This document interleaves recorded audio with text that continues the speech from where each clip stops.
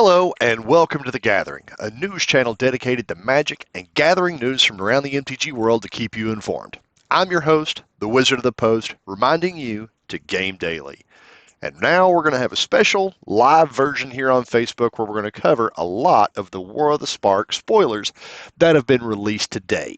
We're also going to be covering some of the mechanics that Wizards has talked about, along with revealing some cards that haven't been revealed anywhere else. So make sure that you like, share, ring that Corvus bell, become part of the notification squad so you can get notified first whenever anything like this goes live. So now we have my humble desktop. I do want to mention this, as what is up here is an old Arcane 10 men, aka the Dragon Shield guys, art playmat. This was drawn by a very good friend of mine from back in the day. His name was Richie, so a lot of people may remember him as the Polar Bear God. These are some of the playmats that he originally did and had given away to some people.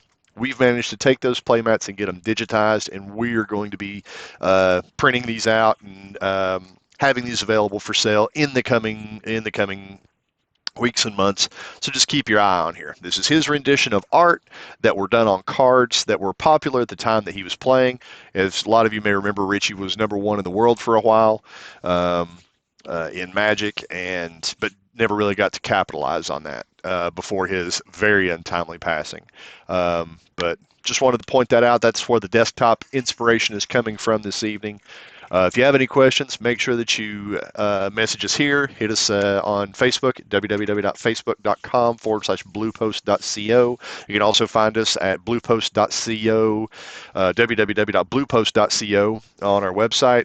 The site is currently under construction right now. It's undergoing some fixes and things like that, but still, that's where we'll be at. Best place to catch us right now is on Facebook. So, first thing we'll cover is the promos and such that have already been released. And some of these may have been released in other places. I've just not been able to find them a second time from where they were sent to me. So that's what we're going to start with. Bear with me here 1 second. Got to do something real quick.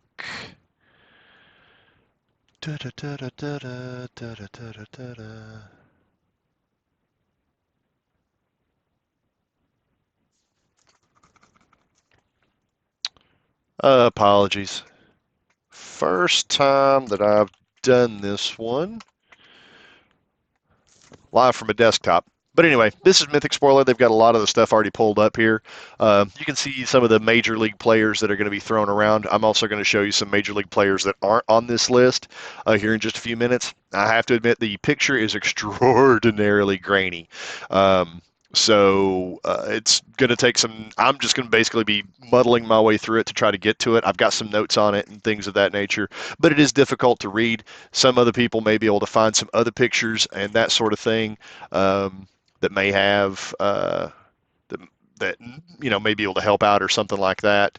But it is going to take a few minutes to get it going properly. Again, my apologies. So we'll go ahead and start talking about these. A lot of the Planeswalkers now on this set are going to have persistent abilities. The Mythics are going to have their full slate of abilities plus a persistent ability from the looks of it. The Rares are going to have 2 abilities. The Uncommons are going to have 1 ability. And I don't know, if that's the way it's going to be going forward. Looks like all of these are uncommons that they've released so far. Obnixilis and some of the other ones are all showing up as uncommons. Tybalt is actually pretty good, especially when you combine him with some other stuff. And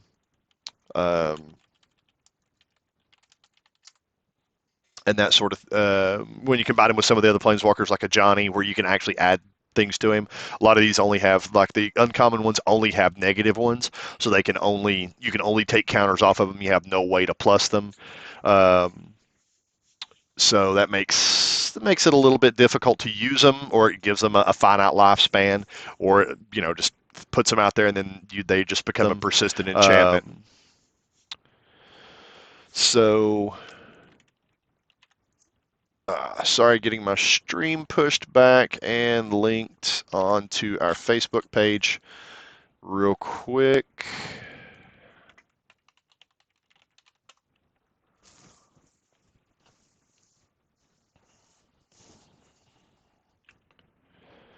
But like Liliana, whenever a creature you control dies, draw a card. That's strong, especially when you got a ton of zombies that you're just going to want to be thrown into the fire. Her plus ones create a 2/2 black zombie creature token. Yay, yes, I'm live. Um, each player sacrifices 2 creatures. That's really strong, especially on a lot of board states. The doesn't affect tokens, whether it be white or Celestia or anything like that. And then each opponent chooses the permanent they control of each permanent type and sacrifices the rest. So she has a nice, nifty little board wipe that you can get to within 3 turns of firing her up.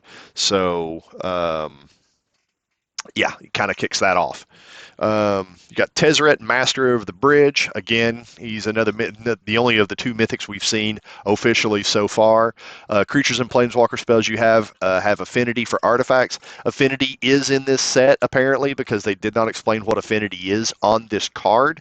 We know what some of the other ones are, like a mass and some other things. Proliferate's coming back.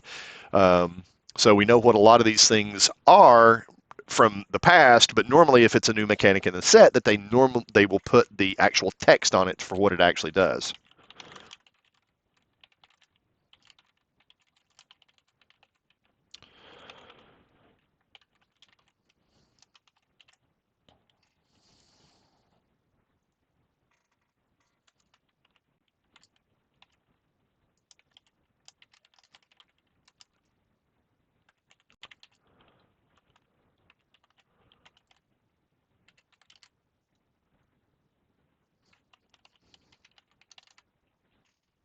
Sorry again, typing. I struggle doing 2 things at one time. Struggle at times. Struggle. The struggle is real. And I'm also having to keep chat open so I can see what chat and stuff does. So, but Tezzeret, Master of the Bridge, deals X damage to each opponent, where X is the number of artifacts you control. You gain X life. That's his +2. I know there's not a whole lot of really good, useful artifacts, but it doesn't really matter because he's in blue and black. That's going to be a really, really strong ability. You can see, I think you're going to see a lot more with this Tezzeret than the M19 Tezzeret. Return target artifact card from your graveyard to your hand. Not as strong as it should be for a -3, in my opinion. It should be to the battlefield. Exile the top 10 cards of your library. Put all artifact cards from among them onto the battlefield. That one is very strong. So, yeah. Jace, Wielder of Mysteries, aka Jace, the Laboratory Maniac. If you would draw a card while your library has no cards in it, you win the game instead. Target player puts the top 2 cards of their library into their graveyard, draw a card. That is a +1, so the rare ones can still +1. Draw 7 cards, and if your library has no cards in it, you win the game. Yeah, that's pretty solid. Pretty solid. Johnny the Great-Hearted. This is one that really, really caught my eye. Creatures you control have vigilance. Bear in mind, this is 2 colorless, 1 white, and 1 green. Creatures you control have vigilance. You gain 3 life. And then -2, put a +1/+1 counter on each creature you control and a loyalty counter on each other planeswalker you control. That's solid, especially in him starting off with a 5 body, and his +1 is you gain 3 life.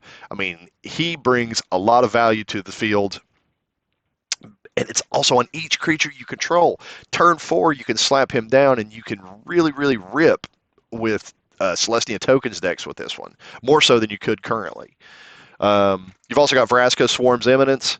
Whenever a creature, and Vraska's near and dear to my heart. I absolutely love her, especially after the Ixalan story with her and Jace. I expected her to be a mythic in this set. I also expected her to be one of the ones that would be punching Nicol Bolas in the taint when it comes down to it, but ultimately I guess I was wrong because she's an uncommon.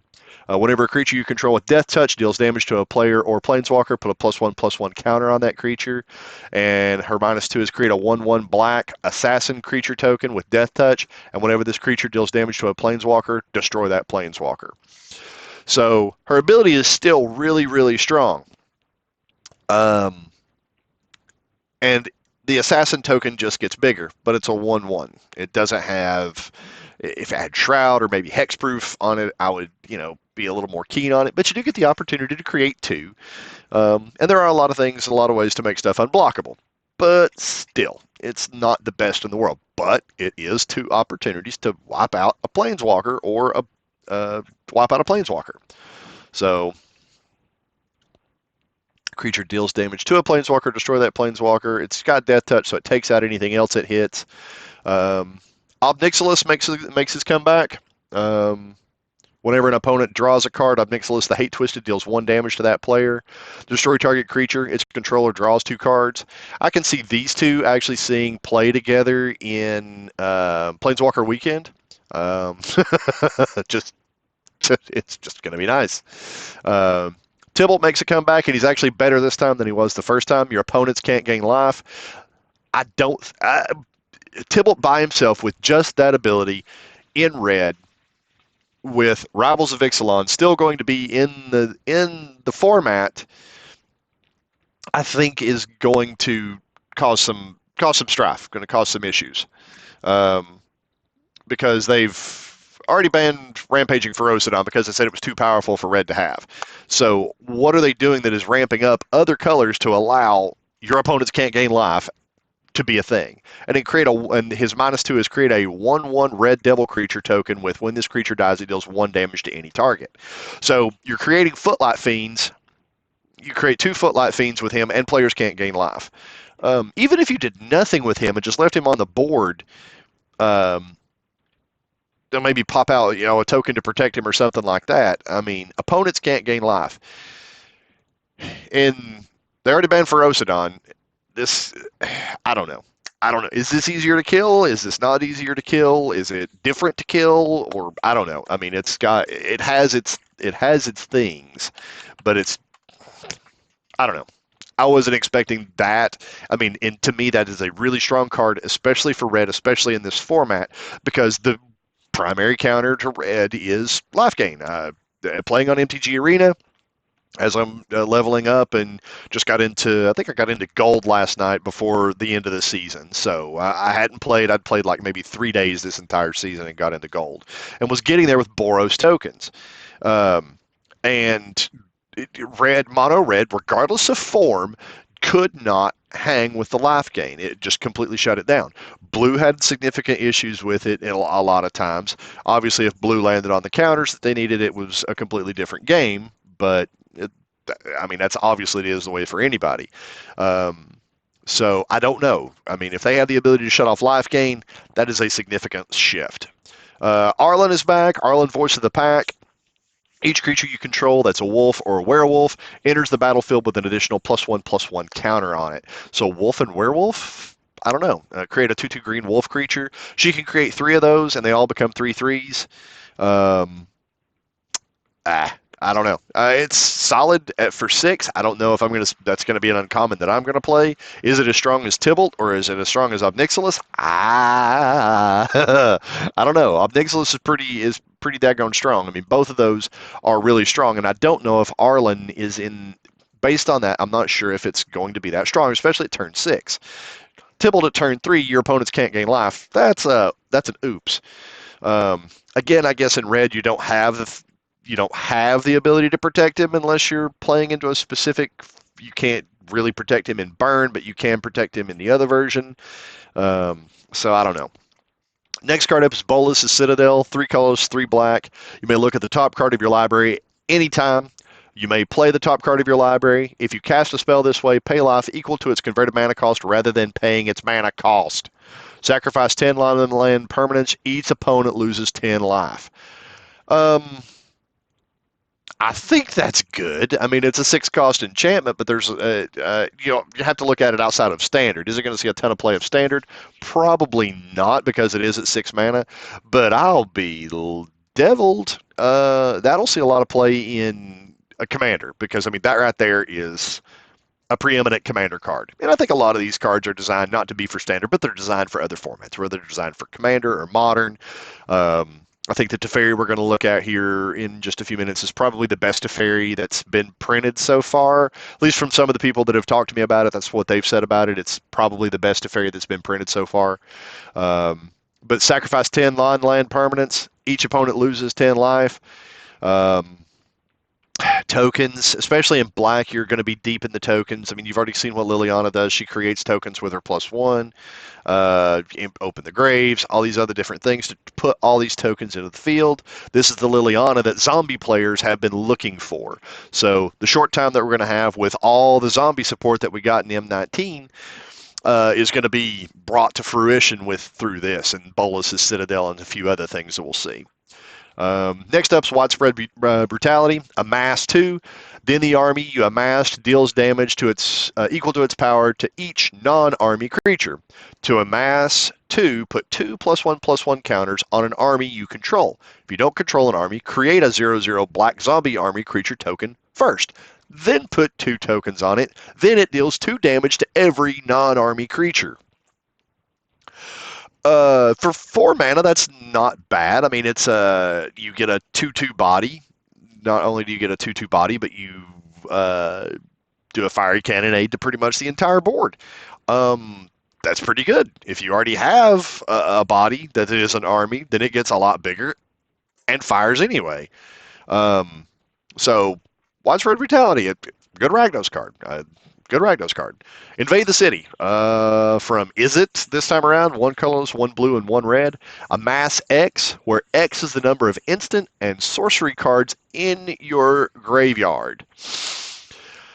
At 3 mana, it's gonna fire probably too early in the game for it to be significant. I mean, you can on turn 3, you can obviously cast this and drop a 3/3 on the board. Or no, you'd be a 2/2 on turn 3. So. I don't know. It seems pretty awesome, but again, I don't know. At this point, there's so much other stuff that can pop out. It's hard to say what's going to be breaking is going to be wrecking faces at this point. Dreadhorde Invasion, I really like this card. At the beginning of your upkeep, you lose 1 life and amass 1. Whenever a zombie token you control with power 6 or greater attacks, it gains lifelink until end of turn. You can ramp into this amass pretty quick, especially if you're in Rakdos. This goes out on turn 2, but your army is always getting bigger from turn 2. And it's a zombie, if I'm not mistaken, according to the token. So stuff like your Death Barons and all the other fun stuff will affect it. So as soon as it gets to +6 and it attacks, you gain lifelink. So at that point, you're breaking even and it's just getting out of control really quickly. Herald of the Dreadhorde. When Herald of the Dreadhorde dies, amass 2. He comes out on turn 4. He's a common, not much to say about him. Tybalt's Rager. When Tybalt's Rager dies, he deals 1 damage to any target. This is a 2 costs 1/2 devil with fire breathing. It's a 2+ fire breathing, which is a rare one. Spend 2 and it gets +2/+2 or +2/+0 until end of turn. Paradise Druid. This card absolutely blew my face off whenever I saw it. 2 casting cost. Paradise Druid has hexproof as long as it's untapped. Add 1 mana of any color for a 2/1 with a 2/1. So it trades up if you end up having to trade with it, among other things. So I can't argue with it. This card was actually wasn't exactly spoiled to me, but it was called by a friend of mine probably 2 months ago. Flux Channeler. Whenever you cast a non-creature spell, proliferate. So this is showing off the proliferate mechanic, because you'll notice here it's got proliferate in it. Choose any number of permanents under players and give each another counter of its kind already there. Well, if you'll remember back up here, Tezzeret, they didn't give the instructions for affinity and how affinity worked. So affinity is going to be on something else in here somewhere. But Flux Channeler is pretty solid. 2/2 body. Whenever you cast a non-creature spell, proliferate. Ties in with the artifacts thing with Tezzeret, so you can actually plus Tezzeret every time you cast an artifact with it. And then you can plus Tezzeret more to nuke people with the artifacts that you just put into play. Yeah.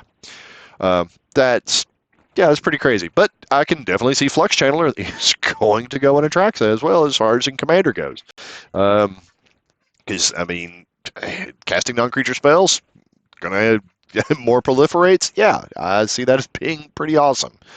No escape, counter target creature or planeswalker spell. If that spell is countered this way, exile it instead of putting it in its owner's graveyard. Scry one. No escape. It's common. It's 3 casting cost counter spell. Pretty good. Only targets creatures or planeswalkers though, so Ravnica at War. I really like this card. Exile all multicolored permanents. Even if this does not see a ton of play in Standard, which it probably will, it's a 4 casting cost board wipe, and in a format where everything is a 2-color deck or more, there's going to be a white deck that is going to play it, and it's going to wreck. I mean, it's exile all multicolored permanents. Yeah, that's a lot. Vraska's Finisher. When Vraska's Finisher enters the battlefield, destroy target creature or planeswalker an opponent controls that was dealt damage this turn. So this is the Gorgon Assassin. You might have pleaded with your case with my queen earlier. Now I am here, and it is far too late. Yeah, here it is. I like this one. The Heart of Ravnica disappeared before anyone could strike a blow in its defense. Sadness, sadness. So maybe Vraska is doing something major here, because if you check back on the Ixalan story, I might be wrong. So we'll see. But there you go. But I like this card. It's 3 for a 3/2. Enters the battlefield, destroy target creature or planeswalker an opponent controls that was dealt damage this turn. So go back into Rakdos. You Footlight Fiend something, and do 1 damage, and then you play this and take it completely out. Same for Shock or any number of different things. The Goblins, whose name completely escapes me at the moment, that I've played for almost a year now. Ignite the Beacon, another white card that I really like. It's 5 casting cost instant. Search your library for up to 2 planeswalker cards, reveal them, put them into your hand, then shuffle your library. It's definitely solid. This is also probably going to be something that you'll see stand out on Planeswalker Weekend for your store championships in your stores, because this particular card at that weekend you can play Planeswalkers with any color mana. So you grab this, you can grab whatever Planeswalker you want, put it into the field, or put it into your hand. Then you can play it soon after, because you can play it with any color mana. Arlen's Wolf. Arlen's Wolf can't be blocked by creatures with power 2 or less. 3 for a 3/2. Time Wipe. Crazy, crazy, crazy, crazy, crazy good card. 2 white, and a blue. Return a creature you control to its owner's hand, then destroy all creatures. Teferi's text on here is sick. To comprehend the full answer requires years of temporal study. In short, they were now never born in the first place. Yeah, thanks, Tef. If you don't speak Wolf, allow me to translate. 1 step closer, and I'll rip out your throat. Arlen Cord. Love Arlen. Obnixilus's Cruelty. Target creature gets -5/-5 until end of turn. If that creature would die this turn, exile it instead.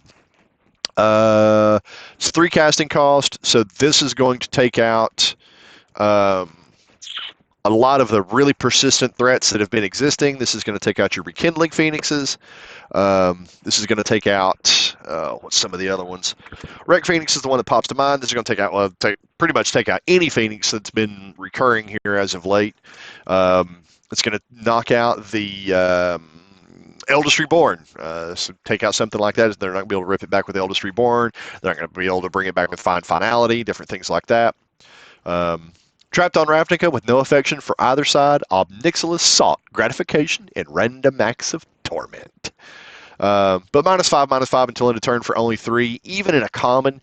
I mean, it is what it is.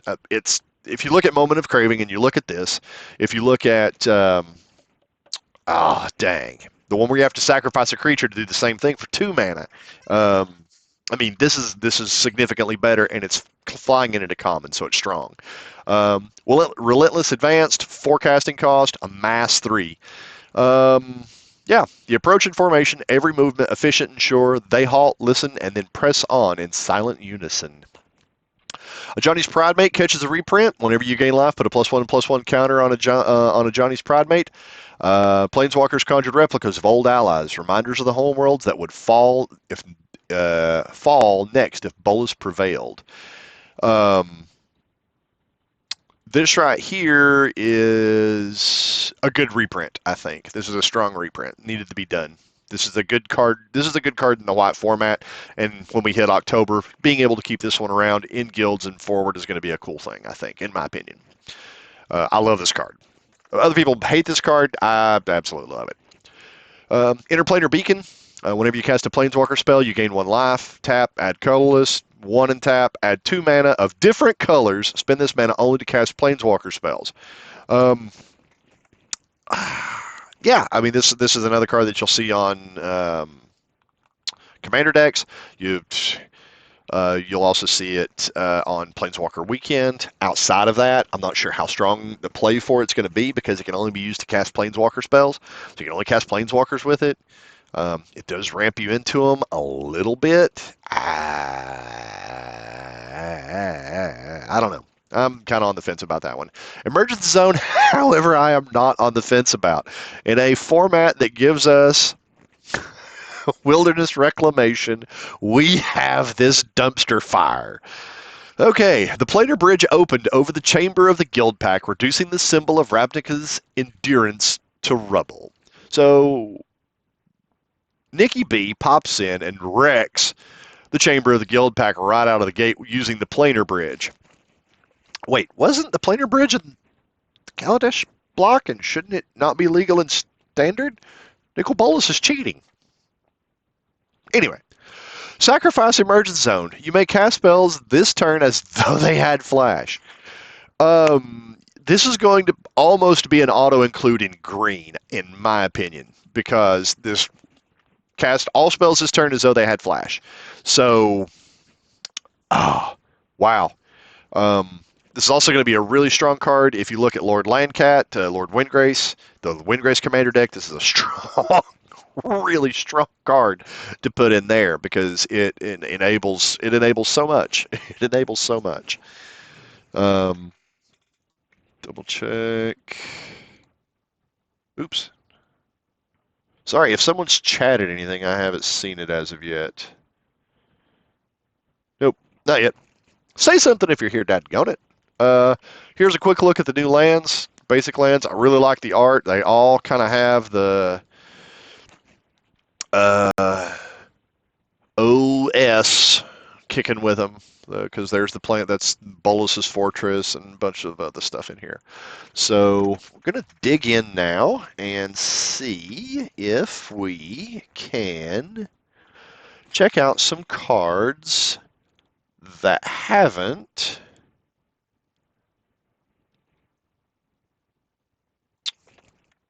been spoiled as of yet.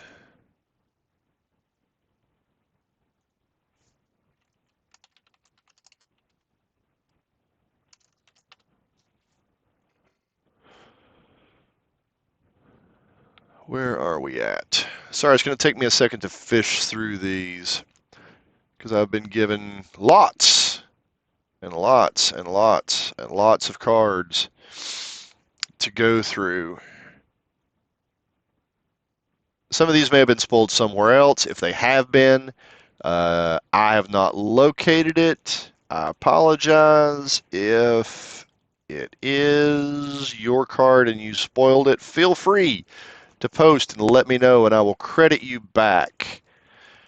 That's Obnixilis, which we've seen. We'll also check out the trailer here in just a minute. Let me go ahead and just copy that and paste it up here. We'll go ahead and let this run for a minute.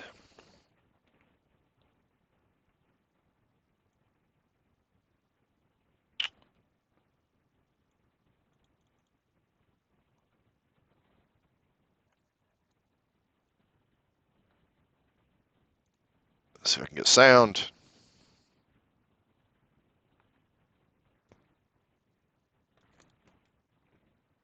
Page still loading. There it goes.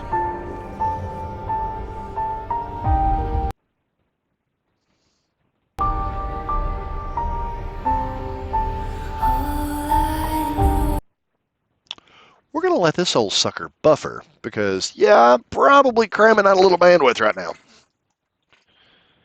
Let's see.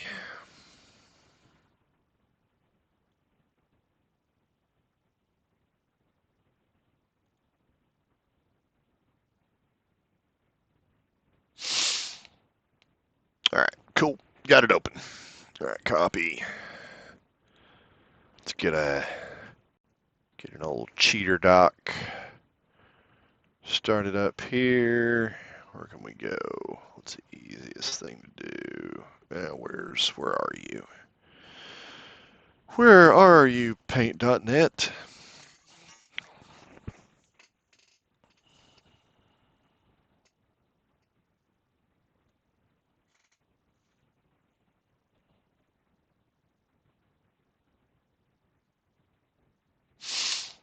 You can see the addictions here.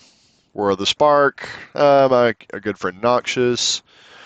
Russell Talk, Merchants, the Black Lotus from Ristic Studies. All kinds of stuff down through here. Why aren't you opening?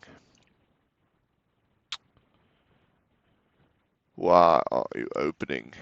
Let's see if I can do it this way. Okay.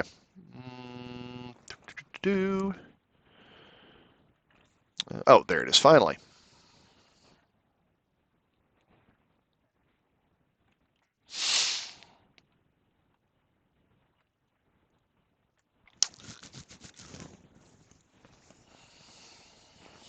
Apparently there's an update.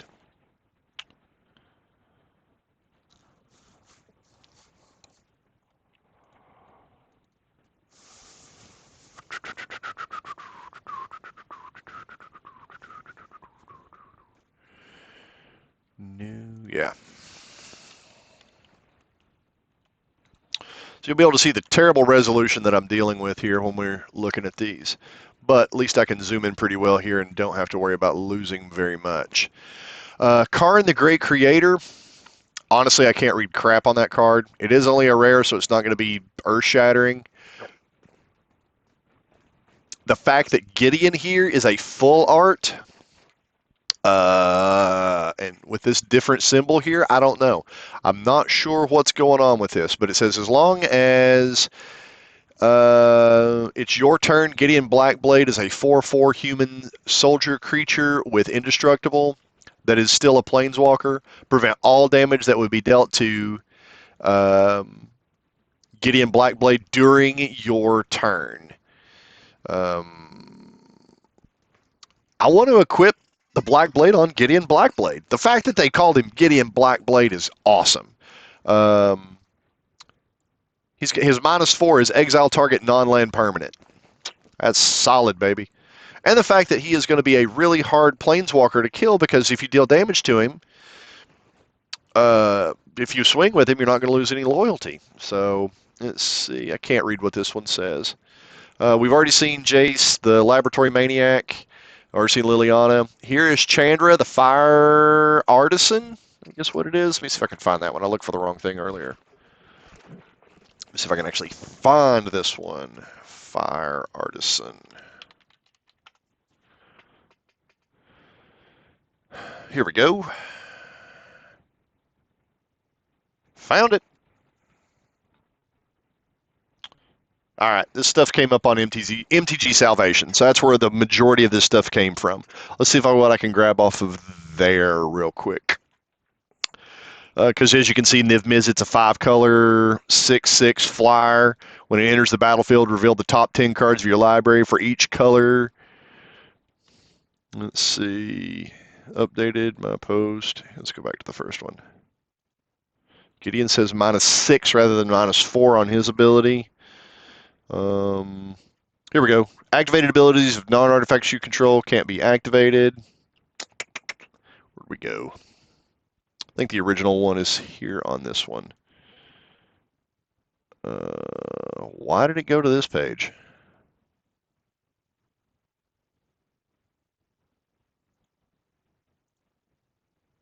That's the wrong thing, people.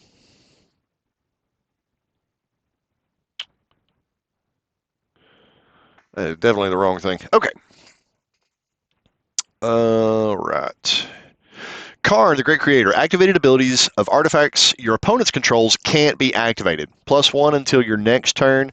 Up to one target creature becomes an artifact creature with power and toughness, each equal to its converted mana cost. -2, you may choose an artifact card from your own outside the game or in exile. Reveal that card and put it into your hand. Gideon Blackblade. As long as it's your turn, Gideon Blackblade is a 4/4 human soldier creature with indestructible that's still a planeswalker. -6, exile target non-land permanent. So we had all that other stuff.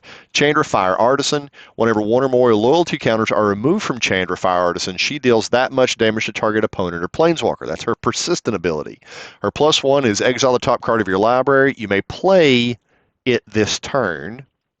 And the -7 is exile the top 7 cards of your library. You may play them this turn. So there you go. That's strong. Nissa, who shakes the world, is right here. Whenever you tap a forest for mana, add an additional green. Her +1 is put 3 +1/+1 counters on up to one target non-creature land you control. Untap it, it becomes a 0/0 elemental creature with vigilance and haste that's still a land. Her -8 is you get an emblem with lands you control have indestructible. Search your library for any number of forest cards, put them onto the battlefield tapped, then shuffle your library. Now that's an emblem. And a +8. We've already seen a Johnny the Great-Hearted, really strong. Domri, Anarch of Bolas. Creatures you control get +1/+0. That's permanent. That's his permanent ability. +1, add red or green mana. Creature spells you cast this turn can't be countered if you use. Doesn't matter if you use that mana for it or not. They just can't be countered. The -2 is target creature you control fights target creature you don't control. It's a -2, and he's got a 3. Interesting. Ral Storm Conduit. Whenever you cast or copy an instant or sorcery spell, Ral Storm Conduit deals 1 damage to target creature or planeswalker. That's his persistent ability. His +2 is Scry 1, which is wow. It's +2 nonetheless. And his -2 is whenever you cast an instant or sorcery spell this turn, copy that spell. You may choose new targets for the copy. So he's a fork on a stick. He's a fork on a walker.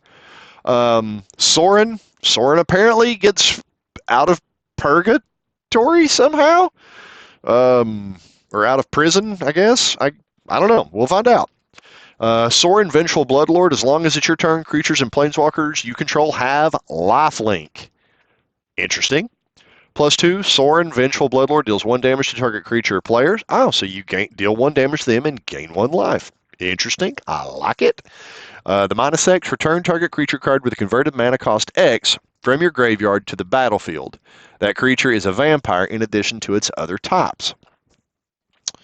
And you can -X him for that. That's very strong. I'm impressed with that, Sorin. That's a very good planeswalker. Teferi, Time Reveler, not Time Bender, Time Reveler. Hello, brokenest Teferiest Everest.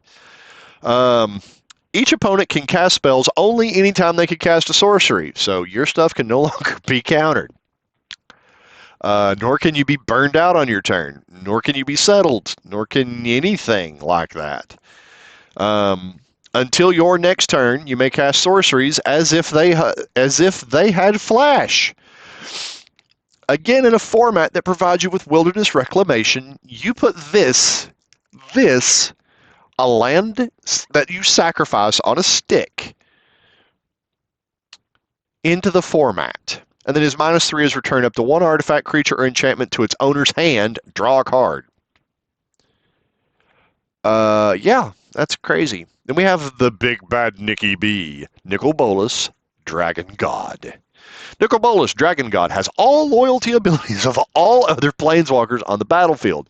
Notice it says loyalty abilities. It does not copy, from the way I understand it so far, it does not copy the persistent abilities because those are not loyalty abilities. +1, you draw a card. Each opponent exiles a card from their hand or a permanent they control. Your choice. Yeah. The -3 is destroy target creature or planeswalker. Basically, his +1 is what Teferi's -3 used to be. It's combining Teferi's. That's crazy. Destroy target creature or planeswalker. Again, for Grixis, this guy in Grixis is going to be really strong because you're still going to have the Ravager Nicol Bolas, which is really, really good. You're going to have this. You're going to have just so many of these other little pieces that are going to fit together to make Grixis a whole lot stronger than it was before. You got Drill Bit, Duress. You've got all this hand hate. You've got all of this permanent hate. It's gonna be crazy. Check the chat. Sorry. Okay, we're clear. Each opponent who doesn't control a legendary creature or planeswalker loses the game. I can almost see this card being banned in Commander. Almost. We will see if it does. But wow, that is a really good. Each opponent who doesn't control a legendary creature or a planeswalker loses the game. Pretty good. And the man, the myth, the legend, or the dragon, the myth, the legend, whatever you want to call it, Niv Mizzet Reborn. Now, last time he was the Perrin, now he's the Reborn. Flying. When Niv Mizzet Reborn enters the battlefield, reveal the top 10 cards of your library. For each color pair, choose a card that's exactly those colors from among them. Put the chosen cards into your hand and the rest on the bottom of your library in a random order. Leave it to Niv Mizzet to have the card that is going to have the most erratas ever written. Possibly. For each color pair, choose a card that's exactly those colors from among them. So you can actually, if with a perfect draw, you could put all 10 cards into your hand. Put the rest on the bottom of your library in a random order. Enters the battlefield. Okay.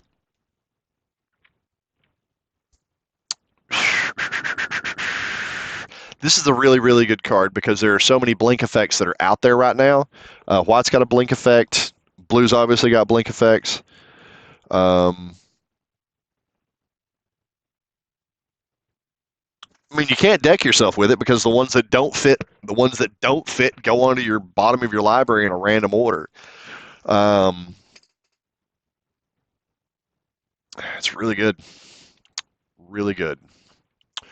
Rolisk, Apex Hybrid, legendary creature, human mutant. This is just a legend. This isn't one of the planeswalkers, so this kind of falls into the same thing as old Nivers here. It's flying, trample, 4/5. When Rolisk Apex Hybrid enters the battlefield, put 2+1/+1 counters on another target creature you control. When he dies, proliferate, then proliferate again. Hello, Simic. He falls into Simic colors. There's not a whole lot I can really say about that.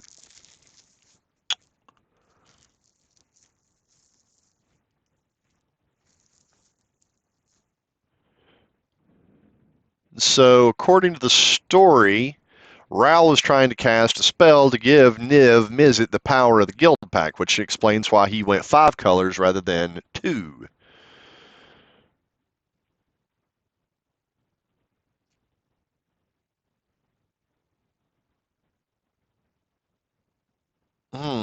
Interesting, interesting, interesting.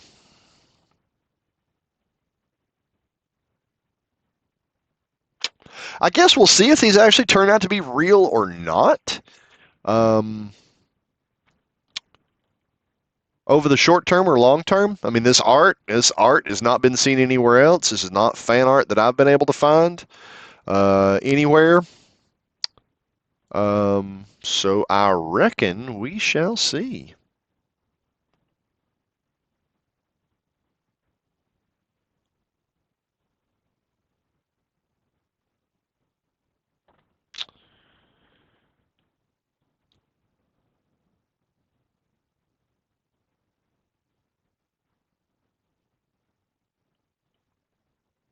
Yep. If you want to check it out, I'll put the link to the description for all these in the chat where you can run through and kind of take a look at them yourself.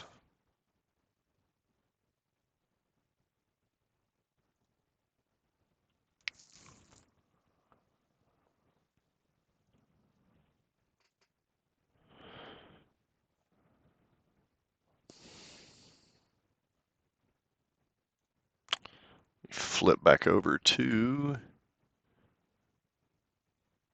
the YouTube stream. Here we go. There's the MTG Salvation link where that was found. And along with all the descriptions, I don't think it's got this image on it, but from the looks of it, people are saying that it's fake because reasons, I suppose. The fact that Gideon is a full color art, that's just, what are they doing that's full color art? So those are going to be the full art promos that are supposed to be coming out in the new WPN promo packs. Is that potentially what that one's going to be from? I mean, I can see all of these potentially being real. There's nothing that immediately pops out because some of these were already spoiled. Weren't they? Yeah, some of these were already spoiled. So we kick over to here, and we've got, yep, we've got the Liliana. So that's out the window. These have all been spoiled officially. These have all been spoiled officially. They're the exact same art that's in this image here. So we've got it on good advisement that these are all going to be solid cards because it both matches up identically. Everything that we've just talked about matches up identically. So I guess unless somebody figured out a couple of these in advance, threw them in here to throw people together, and then added in their own, it's entirely possible, but not the way it looks at the moment. So there you have it. Let's see if there was anything else that was spoiled that I have not covered. That I've seen that was not covered. Keep rolling back here.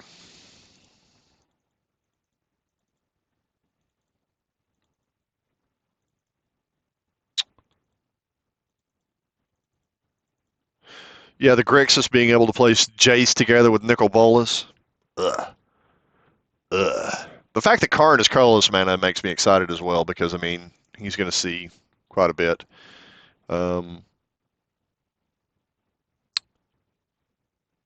Ravnica at War, though, I mean, if you'll notice, the Gatewatch are all individual colors, so they will dodge the Ravnica at War. All this other stuff down through here, Teferi, Nicol Bolas, Niv, a Johnny. Why is a Johnny multicolored in this particular context? Interesting. Oh, because he's, I guess, I don't know. There's this Gideon Blackblade though. I mean the symbol, that symbol. I don't get it. Is that from the War of the Spark Mythic edition that's going to be coming out? I'm not sure. I guess we'll find out. But apparently, you hit this, you're going to wipe out 3/4 of this, or well, just about 60% of this. Yeah. So there you go. You wipe out about 60% of this. There's 3, 6, 7, 8. Well, yeah, 8 out of 12. So yeah, you're gonna wipe out about 3/4 of all the permanents up here by casting just Ravnica at War. And it is nice that the Gatewatch would all dodge the Ravnica at War because they're all single color planeswalkers. So I guess that's going to be the even-handed thing. I mean, you play mono green or mono red, and then you just use the white lands to bring it in and rip it. Because I mean, it's 1 white mana and 3 colorless. I mean, it's not going to be hard to hit. You play with 12 dual lands in your deck. I mean, just for 1 card, is that going to be worth it? I don't know. It's kind of an interesting get it. Is that from the War of the Spark Mythic edition that's going to be coming out? I'm not sure. I guess we'll find out. But apparently, you hit this, you're going to wipe out 3/4 of this, or well, just about 60% of this. So there you go. You wipe out about 60% of this. There's 3, 6, 7, 8. Well, yeah, 8 out of 12. So yeah, you're gonna wipe out about 3/4 of all the permanents up here by casting just Ravnica at War. And it is nice that the Gatewatch would all dodge the Ravnica at War because they're all single color planeswalkers. So I guess that's going to be the even-handed thing. I mean, you play mono green or mono red, and then you just use the white lands to bring it in and rip it. Because I mean, it's 1 white mana and 3 colorless. I mean, it's not going to be hard to hit. You play with 12 dual lands in your deck. I mean, just for 1 card, is that going to be worth it? I don't know. It's kind of an interesting little thing. So let's see. All right, let's flip on over to talking about the War of the Spark. Actually, let's see if the video's finished loading. Yeah, let's see if the video finished loading all the way, or loading.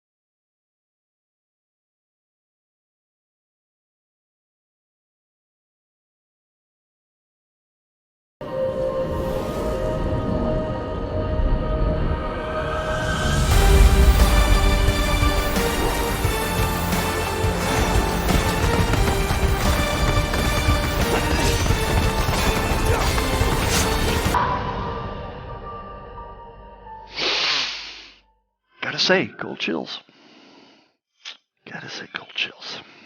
First time I've actually got to watch it all the way through with all the sound and stuff.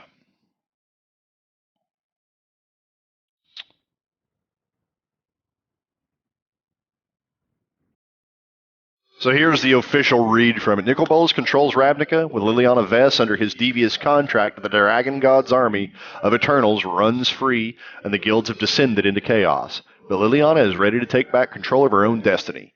Now only the combined power of the Planeswalkers stand between Bolas and the ultimate power he craves. War of the Spark features 36 Planeswalker cards and a story experience unlike anything Magic fans have played before. The multiverse is at stake. Will you join the fight? Be among the first to know the full story by pre-ordering the novel, blah, blah, blah. You can pre-order the novel from Random House Books.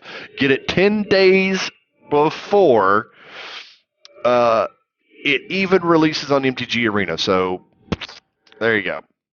But here we go. In the end, formed by Jung, Youth, and Fury, produced by Tommy Profit.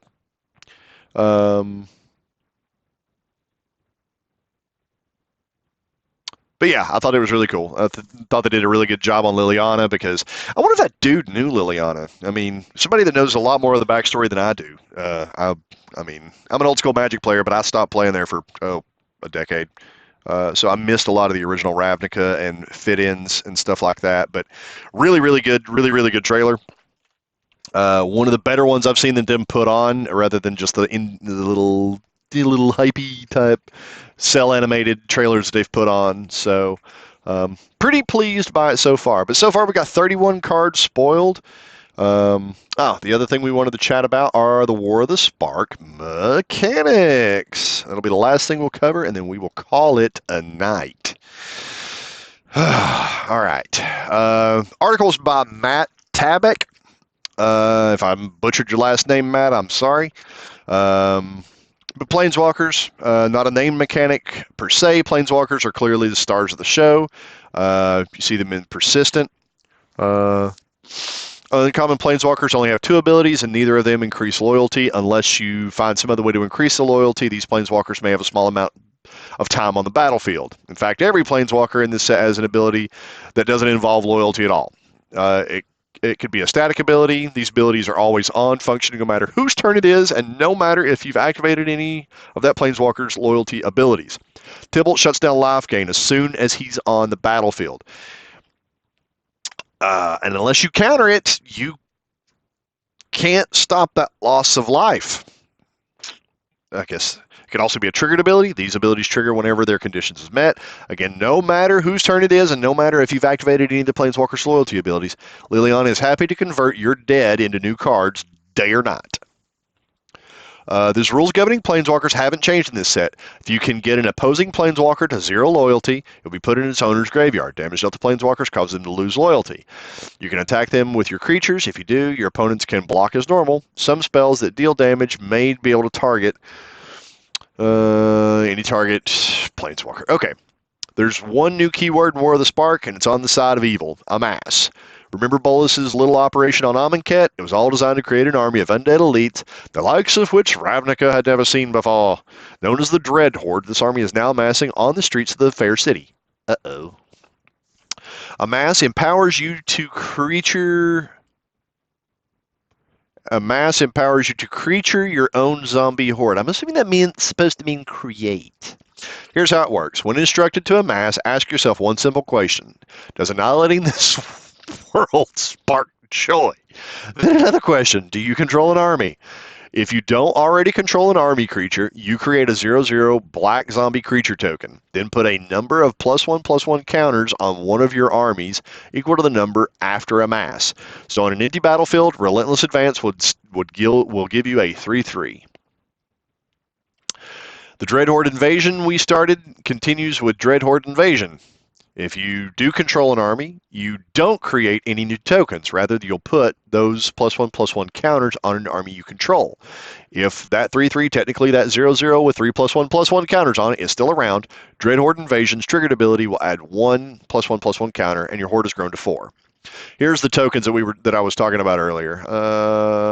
These are like different levels of it. I guess these are going to be ones that they'll be having on Arena, where the token will change the number that the number of pluses it has on it. Amass was designed so you could control one army at most at any given time, but there's several ways around that. You could copy an army you control, or maybe you control a creature with all creature types. If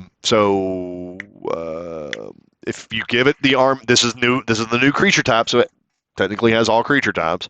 If you happen to control more than one army when you amass, you choose one of them to get all the +1/+1 counters. Although players can respond to the spell or ability that instructs you to amass, once you start to amass, no one can interrupt you. This is true even if you're creating a new army. No player can do anything while the zombie army creature token is still 0/0 before it gets the counters. This is going to cause so many problems. I think this will cause so many rules interactions in paper. You can't respond to the zeros. I guess that does make sense in the actual rules, but I'm curious where that actually is going to fall in the layers. And layer 4, maybe? I don't know. But anyway, even though the +1/+1 counters represent the growing numbers of Eternals joining your ranks, the zombie army creature token is still a single creature. It has 2 creature types, zombie and army. There's some great bonuses for zombie tokens lurking in this set, including the Dreadhorde Invasion. Remember that they work with any zombie token, not just the ones created by Amass. Proliferate. Atraxicals. Anyway, War of the Spark features one prominent returning keyword, Proliferate. Some fans may recall Proliferate as a tool that spread destruction and decay. It was a Phyrexian innovation after all. With all the Planeswalkers and +1/+1 counters bouncing around, Proliferate stands ready to serve a slightly different role in this war. Choose any number of creatures or players or permanents that have one or more counters on them. This can be any kind of counters, +1/+1 counters, loyalty counters on planeswalkers, even unusual things like time, charge, or doom counters. This also counts for poison counters. Counters that players get include energy, experience, and poison. All are fair game. See, there we go. For each of the chosen players or permanents, give it another counter of the same kind it already had. Um, Interesting. So I never realized this before. So if someone played Baron Gear from back in the day, he gives out +2/+2 counters. Let's see. If they have eroded him to be 2/+1/+1 counters, where are you? Gatherer. Here we go. I wonder if they've eroded him to 2/+1/+1 counters, or if it's still a +2/+2 counter. Completely off the subject and completely not what we were talking about. I'm sorry for the segue, but my inquiring mind wants to know. I mean, at 8 mana, it's not like he's going to be doing much anyway.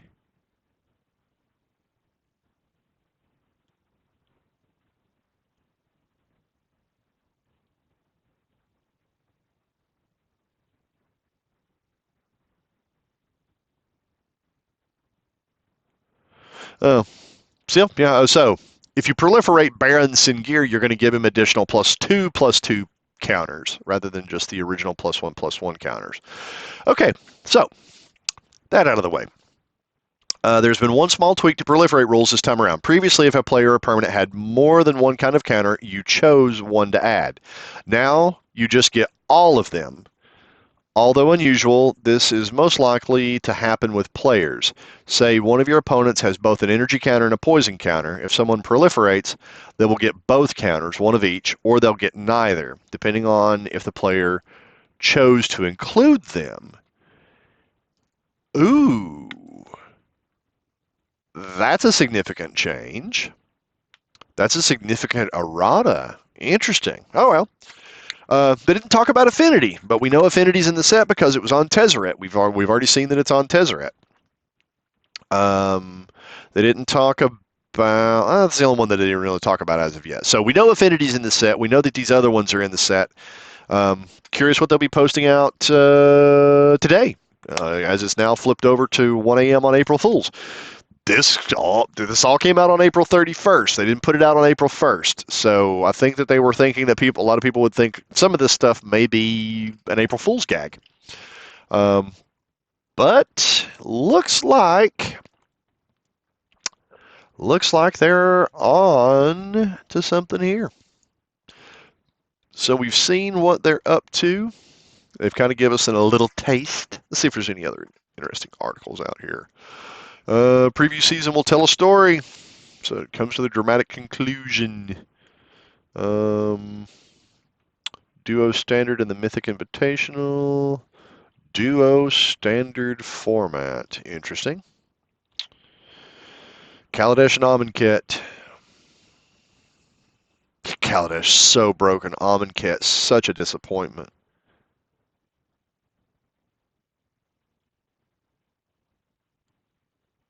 Yeah, not too much stuff going on out here. In case you didn't know, on MTG Arena, they did add in card styles, like card sleeves backs. You can get a free set of some starter ones by using the code starter styles in all caps if you play MTG Arena. So that's just something that you can look forward to out there on the old arenas. And I think that is going to be it for us today. Yeah, we're lagging behind here on the live stream, or at least I'm lagging behind on the live stream. Wonder why. Let's flip over here and make sure I'm caught up. Yeah, we're relatively caught up. All right, so folks, thank you for tuning in. Thank you for watching this whenever you chose to watch it. Sorry I had to fire in so late. Had some family issues I had to take care of today, but we'll see how things go. Wish me luck. This is going to be a really stressful week for a whole lot of different reasons. And get ready. We're going to have a lot of different stuff coming out from the Blue Post here in the next couple of weeks. We're going to be streaming some of our Friday Night Magic games. We're also going to be in our standard showdown games while they last, and a few other things. So make sure you just stay tuned for that. Thank you for joining us. Just as always, like, subscribe, ring that Cormus bell if you like what you see. Let us know in the comments down below what you think about the War of the Spark spoilers that have been dropped so far, what you're looking forward to, and the spoilers are going to drop next. Guarantee you that there's going to be some April Fool's ones that drop today. So it's going to be definitely an interesting next 26 days until pre-release. If you're interested in ordering boxes for release, you can make sure to check out our eBay store. You can find the links to it off of bluepost.co on Facebook. Thank you guys for tuning in. I've been your host, the Wizard of the Post, and that was magic.